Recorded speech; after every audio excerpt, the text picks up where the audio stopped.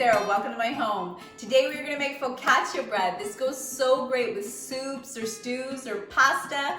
It is so versatile. You can change the toppings up and make it your own. So let's get started. All right, so we're gonna start with the flour. If you have all-purpose flour, use that, but if you have bread flour, which is higher in protein, it's gonna make more elasticity, which is gonna trap the gases, and you'll have a fluffier bread. So if you have it, use it, but if you don't, all-purpose flour is fine too. I use it all the time, so don't worry about it, okay? So I have 3.5 cups of all-purpose flour, and I have 1.3 cups of warm water. I don't want hot water because that will kill the yeast. So I have 2.25 teaspoons of yeast. So I'm just gonna add that to the bowl with the yeast. Now, we're just checking to make sure that the yeast is indeed alive, because if you bought some yeast that's too old, it's not gonna work, it's not gonna be effective. So give it a nice stir, and you'll be able to see by the movement of it that it is an active yeast. So already, this is a active dry yeast. I can see it is growing, so it's working. So I'm gonna add 2 teaspoons of sugar, just because I like that little sweetness of it. I'm not gonna add the salt to the water because salt actually kills yeast. So I'm gonna add my 1 teaspoon of salt to my flour.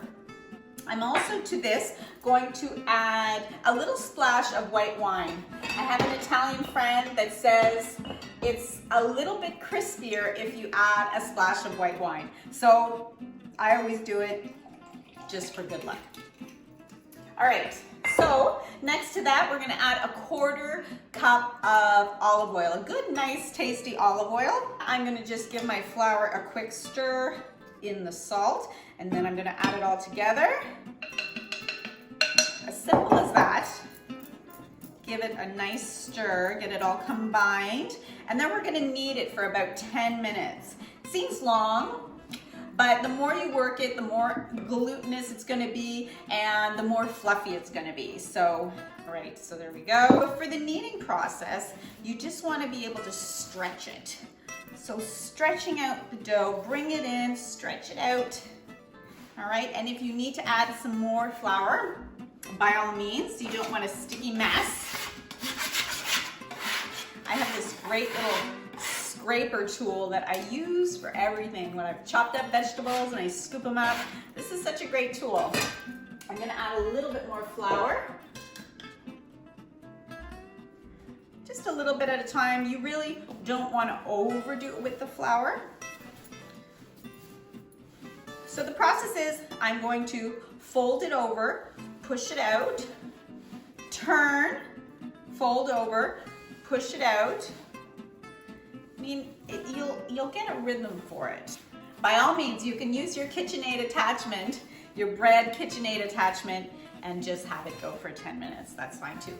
But then you have to clean it, and so this is, I find, a lot simpler than cleaning it.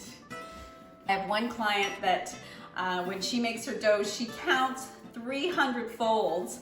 And I mean, everyone has their own technique, right? So a lot of people just have a feel for it, or some people just use a KitchenAid, that's fine too.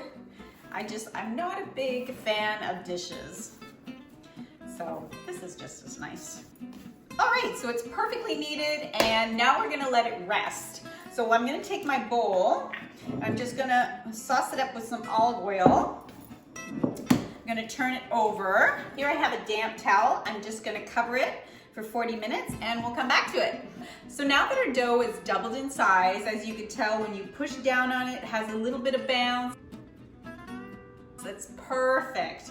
What we're gonna do is we're gonna transform it to a dish. If you prefer a thinner crust, you'll use like a cookie sheet. I prefer a little bit of a thicker crust, so I'm gonna use something that's a little bit smaller but deeper. So I'm gonna add some extra virgin olive oil. I am gonna add about 1/4 cup.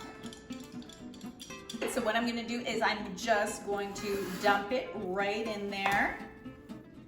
And with my fingers, I am just gonna stretch it out. If you're having trouble getting it to the corners, then stretch it as much as you can, wait 10 minutes, and then do it again, and it'll stretch some more. It's gonna relax even more. Perfect, so now I'm gonna add my toppings. So for the 3 toppings that I've chosen is maple caramelized onions, which I will show you in a minute, olives, and rosemary garlic oil. Now I want you to separate your bread into 3 parts and push them deep into the bottom of your pan. So for the maple caramelized onions, to a hot pan, I'm going to add 2 onions, a little salt, a little pepper. Get them nice and browned. Once they are, I'm going to add a little whiskey or bourbon if you like, and about 2 tablespoons of maple syrup. Mix that all till a little bit dry, and we're ready to serve them. So we're going to cover it up with a piece of saran wrap and let it rest for 40 minutes, all right? Perfect. I'm just gonna put it on top of the stove. All right, so it's been 40 minutes, it's risen, it looks great. We have our caramelized onion, our garlic, our olives. I'm just gonna top it with a bit of salt. It's gonna be delicious. All right, let's pop this in the oven, 400 degrees for 20 to 25 minutes, depending on your oven. It needs to be golden, crispy brown. Oven is piping hot. I'm just gonna drizzle with some nice olive oil. Ooh, looks amazing. Glistening, beautiful, delicious.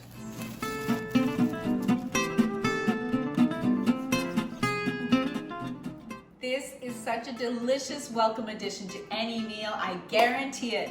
Give it a try, you're going to love it, I know you will. Leave a comment or if you have any questions, and don't forget to subscribe so we can see each other next Wednesday. Have a great week.